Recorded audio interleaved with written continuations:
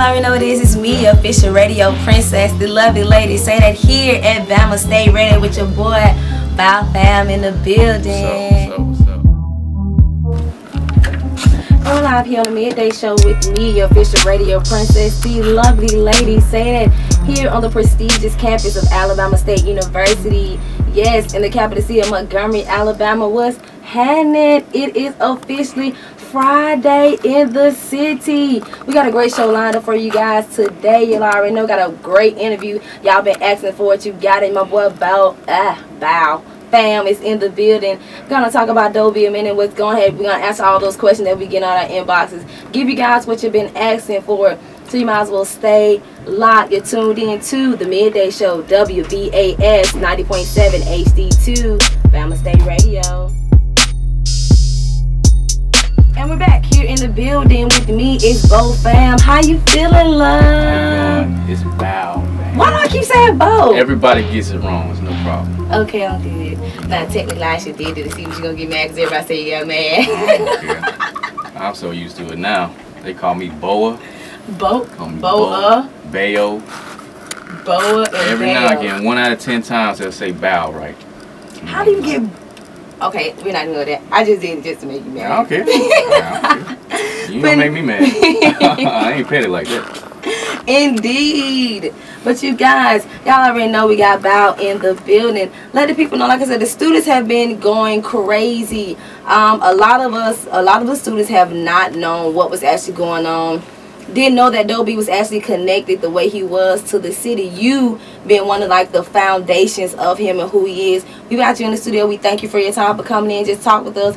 Talk with the actual students. You guys ain't got any questions, comments throughout the interview. Make sure you guys hit us up on the landline at 334-229-4790. But on the flip side of that, who are you? Who am I? Yes. Like you said, my name is Bow, or Bo. It's Bow, pronounced Bow Pham.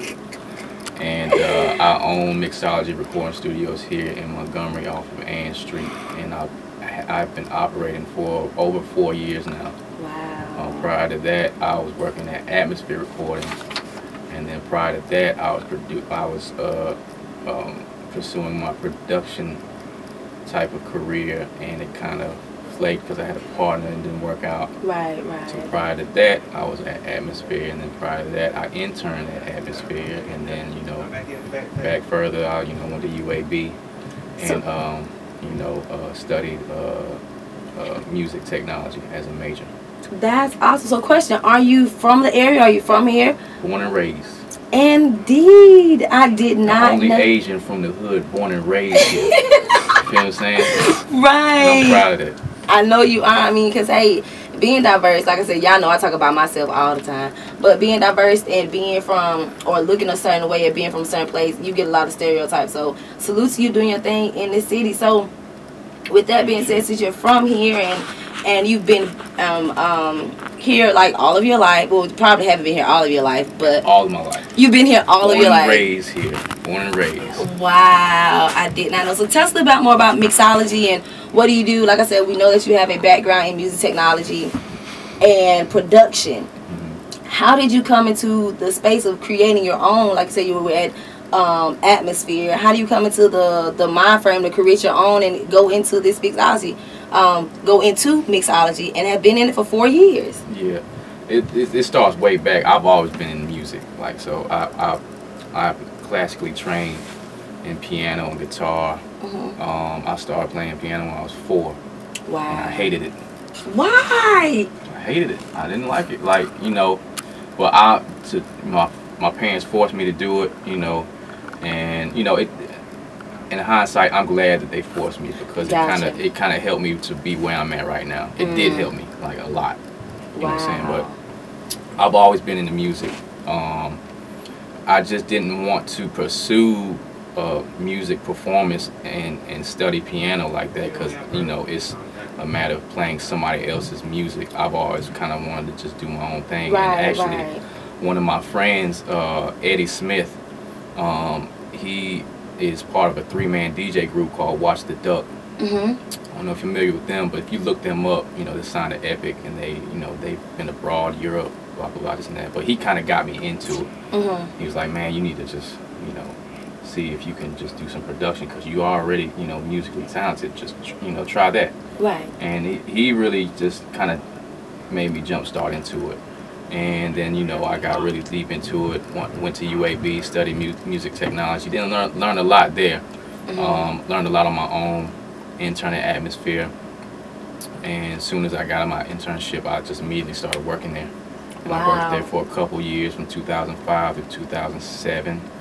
And then I quit when I got the placement for the Watch What You Say to Me on T.I. vs. T.I.P. With Jay-Z on there. And I quit the day of it. No! It came out July 4th. And that was probably the dumbest decision. Well, not the dumbest. It's one of the craziest decisions I made. You know what I'm saying? Because I had a little boy. He was like about 8 months at the time.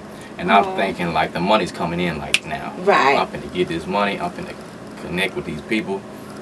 It didn't work like that. Nobody told me that your money comes, or your royalties, or, you know, mechanicals come until like a year later. Yes. So that really messed me up. But when it came, it was cool, but I blew it. You know, when I got it, you know what I'm saying? And so I just basically had to start all the way over because, like, you know, I had a partner at the time. It didn't really work out. Went back to Atmosphere and worked. And I decided, like, all right, I need to do something.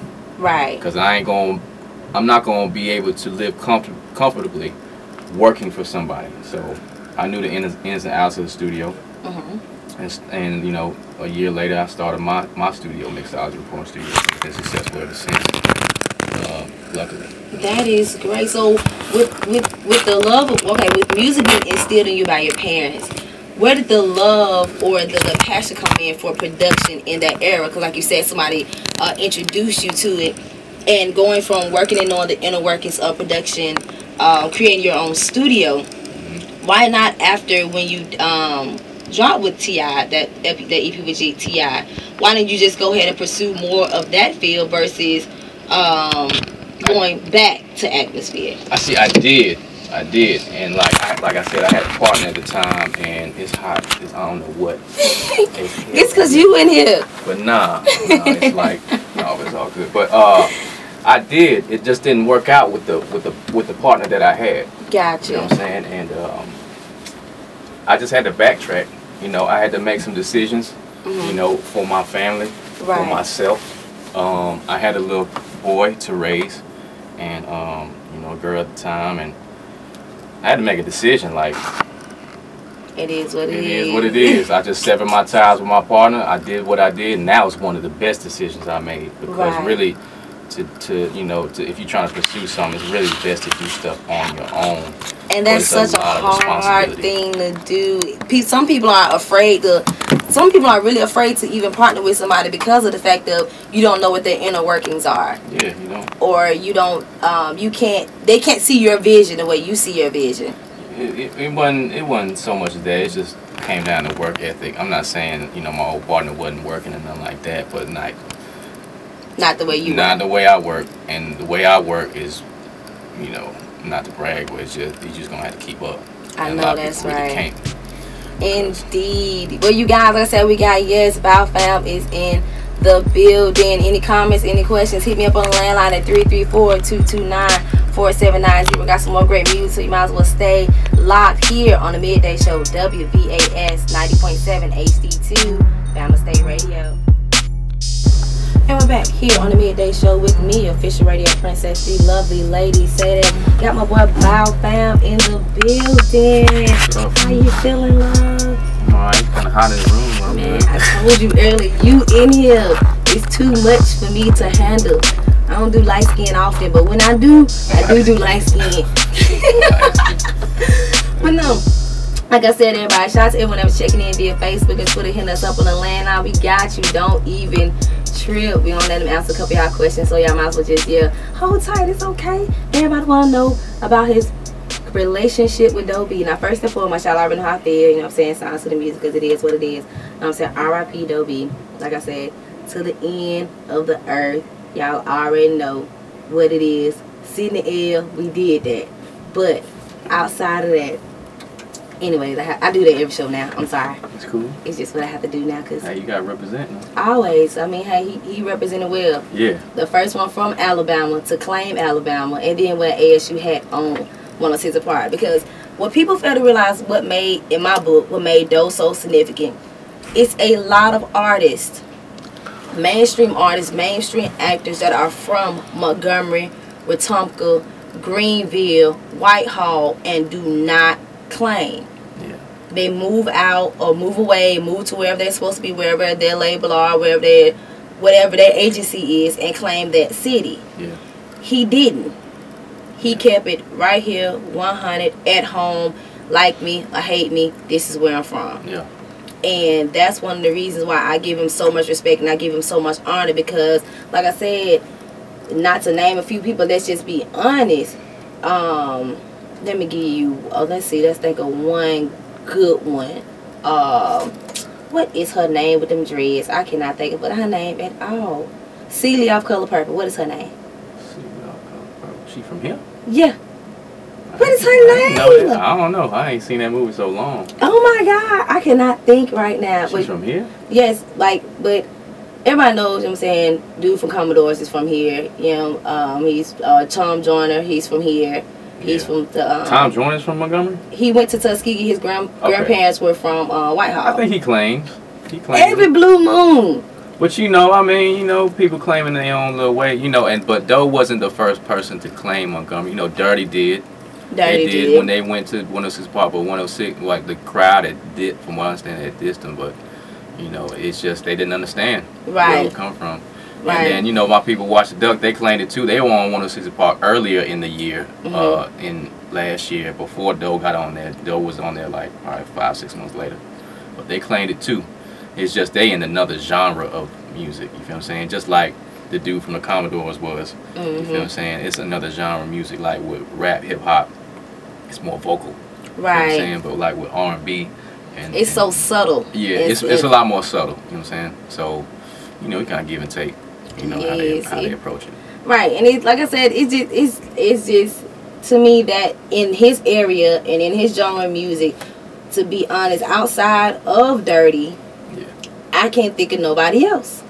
Ain't nobody else really made it out like that though. Right. So think about it. I think there's guys called Bama or Bama Boys. They had a little hit. One song, and so, you know. But that was about it. So to be put on that platform from here at an age that was, and knowing that you seen this kid that was working, we knew him when he was working at Burger King. Yeah. You know, and it was crazy. So with that being said, you being one of his key production techs, what was your relationship like with Doe, and how did you first encounter him in his preliminary stages? Well, I met him a while ago at Atmosphere, like when I was just a regular engineer, and he was just a dude coming up with CBM, Coke Block Music. So he had the eye patch on, you know what I'm saying? real bland, real just cold. I think he had like a toothpick in his mouth. He's like, yo, I need you to mix these songs for me, bro. Like, you know, how much you gonna, like, real low, real calm. And like, you know, he sat there and, you know, I mixed it. It was him, Perry Boy, and Lil Heat. You know what I'm saying? Rest in peace, Lil Heat too. But I met him back then, and when I heard his stuff then, it was kind of like his tone was like real low. But like I liked his stuff back then. And then years later, you know what I'm saying, he came to me in 2010 after Purple Rain with LP Monte. After they dropped their tape, something happened where their studio got broken into, and then Doe was like, yo, I'm gonna come and record all my stuff here from now on. I was like, cool, let me know, you know, and you know, just look with everybody, like, just, you know, hit me up, let me know, book some time, pay for it, that's it, blah blah blah. Right. And you know, when I started hearing his music, I was like, okay, I see what you're talking about. I've never seen him write anything down, like never, ever. So he would always come in, like he used to come in just pretty much prepared and had his songs together. So something happened to him, he had caught a charge, and like, you know, I know Perry Boy had like sold his Xbox to pay for the studio time to record the first song called Scale Me, but I think it was Bama Band on there, or it was probably was the one by himself. But yeah, I seen him grow like from the very beginning, from definition of a trapper, and then DOAT2 to Trap Life and Baby Jesus. Like, I was there every step of the way musically. You feel what I'm saying? And like, he really trusted me and trusted, you know, that I would guide him in the right way as far as presentation of music, like production, you know, co-production, overall executive production. You know what I'm saying? I didn't get credit for a lot of that stuff, you know what I'm saying? But, you know, now, and he was speaking up for me then when going into the album, but, you know, obviously now I have to speak up for myself. Right, because like I said, it's gonna show. Like, you have to be honest with you, in our area, you have a distinctive sound. You can tell, and I guess when you're musically trained or you have an ear for music, you can tell the production or the writing or the assistance of certain people because of how they develop a sound, which is what I was compelled to talk to you about it, because it's in the fact of knowing that you have been there from the growth. You, in a key sense, helped develop that growth from where he was to where he lies. And with that being said, and the honor that you have in that, and just helping develop his sound, what were some of the key features of helping develop his sound, or his, like you said, because with his writing skills, he always came prepared. Yeah. So how was that transition of developing his sound throughout the years? I mean, he knew what he wanted to do. Okay. Like, he had a certain vision of setting stuff up. Like, the first mixtape, I ain't really help him put like the order of it together, but I did, you know, produce a lot of it, even though I wasn't the actual guy that made the beat, but I was the actual guy that produced the song, because, you know, there's a lot of cats that just make beats. Right. You feel what I'm saying? But they're not there to actually fully produce the song as needed, you know. Right. So you know, you could say I guess label it as a producer engineer, not just just an engineer, as some people would look at. And I just helped him, you know, with his vision. Like, he wanted a certain way, and like, I would add my touches to it, and he was with it. Never really said nothing about it. It's just a natural chemistry. Like, I'd be like, I'm gonna do something real quick. I do it. He was with it. Bounce it. Let's go on to the next song. It's how it was. And then, like, at the end of every mixtape, we'll go back and just comb through everything and just make sure everything was tight, and then put it together. Like, we really started doing that on DOAT2 and stuff. So, you know. So how was his personality, like, with it, like, tied to his work ethic and his drive? Because you say he was always prepared. How was his personality during the process of preparing, and how did that coincide with his work drive? Because you talked about your drive and how you consistently work, and people have to keep up. Was he one of those artists that had to keep up, or did he drive you? Yeah, he drove me. Like, we both drove each other. I feel like his personality and demeanor in the studio, like, he didn't smoke, he didn't drink, no drugs. He just liked candy. He just like candy and juice. You know what I'm saying? And like me, I don't smoke, I don't drink either. Like, I might smoke here now again, but you know, it kind of was like a good match. So, you know, we in there focused, everything, you know, he's just real calm, you know, just like, he'll go in the booth, like, bounce around in his head, and then just lay like 4 bars at a time. You know, well, at first he would lay the whole verse because he had art in his mind, but like later on, when he started just being in the studio, he would just come up with it in the studio and stuff. So that's how the Let Me Find Out came about, you know, and all that type of stuff. So, and really one of the reasons why Let Me Find Out came about was because of me, because I was promoting something on Facebook, trying to help Doe. Like, I was like, everybody on Facebook, if you want a verse from Doe, hit me up, you know what I'm saying? We'll go from there. And somebody was page watching me, and then they called me, and then they was talking mad trash to me. So I ended up putting that talking on the original song. Wow. And it kind of went viral from there, and it kind of blew up, and that was the one that kind of just took them out there. And like I said, with your input and the things that you brought to the table, you had a very, very huge impact. A lot of people don't know, and a lot of people don't appreciate you for the impact that you had behind the scenes, because I know for a fact with me and the things that I do, everyone from my Bama brothers, my 2 PDs, who, you know what I'm saying, cross my T's and dot my I's, lady said they wouldn't be here either. So, like I said, I salute the ones that actually behind the scenes pushing forth that image of what's going on. So, question, with his because to all of us on the outside looking in, it seems to be as if Doe was an overnight success. Like, 1 minute he was just in the hood chilling, and then the next minute, a little afterwards, and you know, started funding sessions and stuff like that.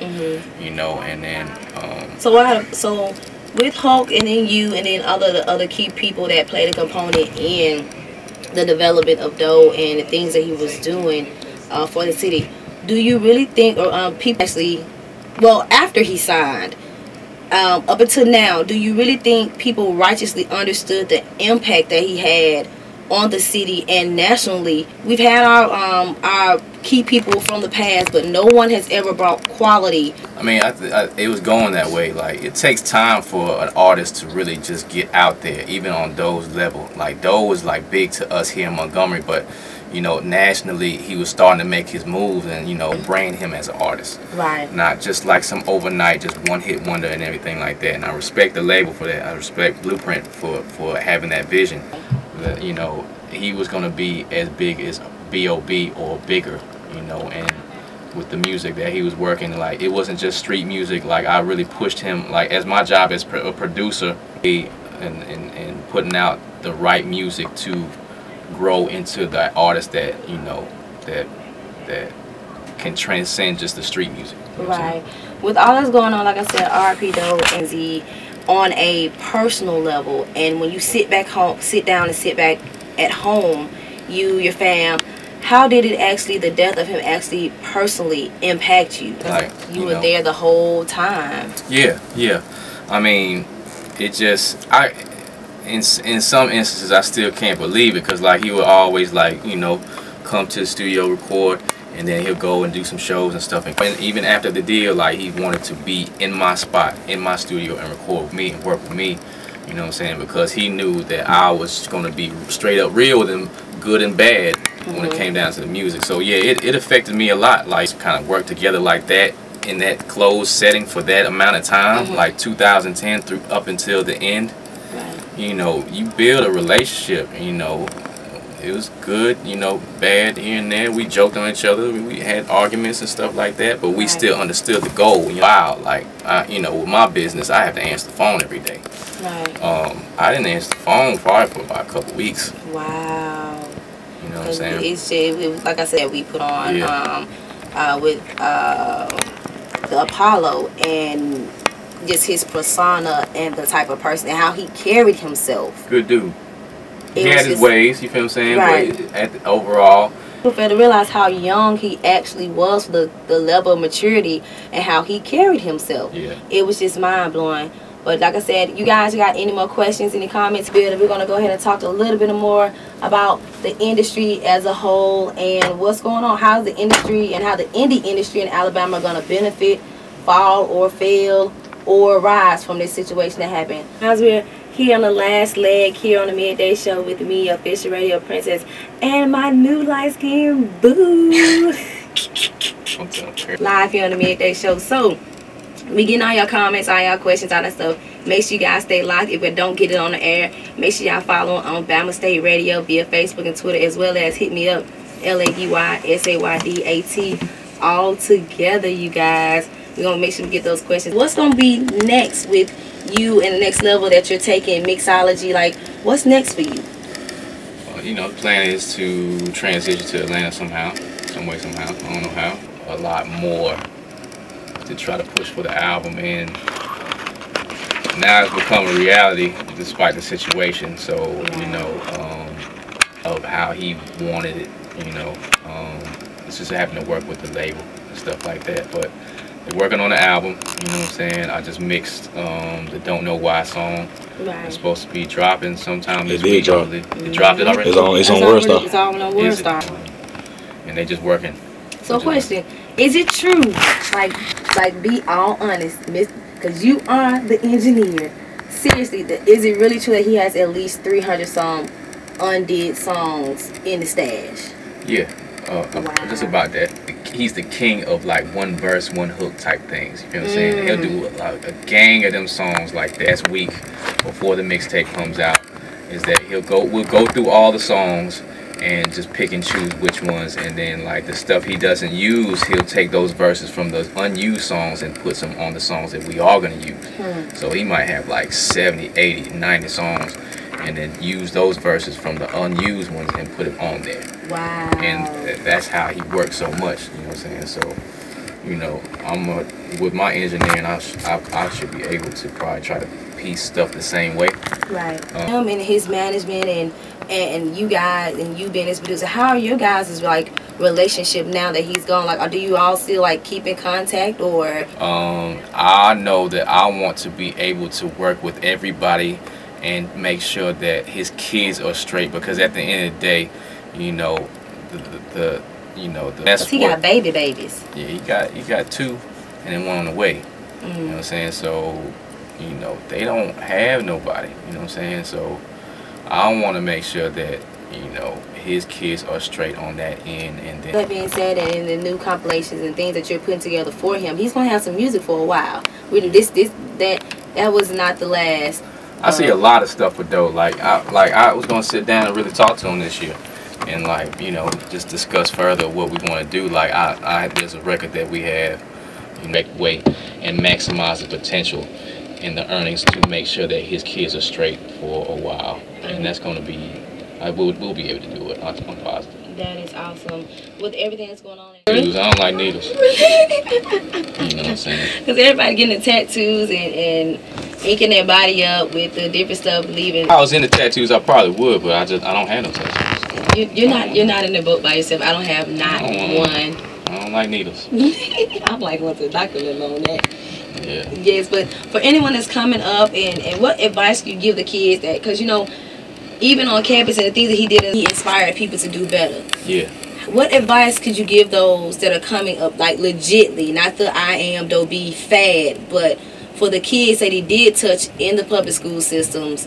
What could you give them as a producer of the legacy of Doe B? The other day, and just really sat down and listened to it. It kind of wasn't registering me until now, but a song called "Listen to This Song" featuring Pham on Trap Life.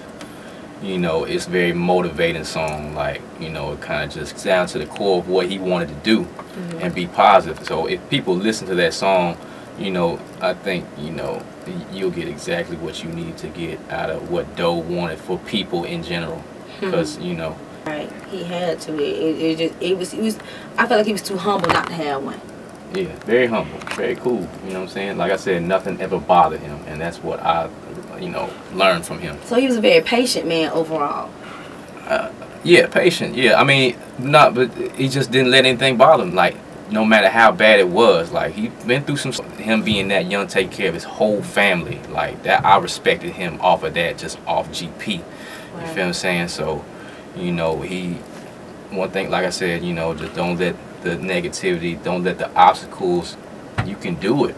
You just have to just continue to, you know what I'm saying, believe in yourself. And there it is, you guys. Like I said, we thank you so much for taking this time out of your day. So much out there, and nobody's talking.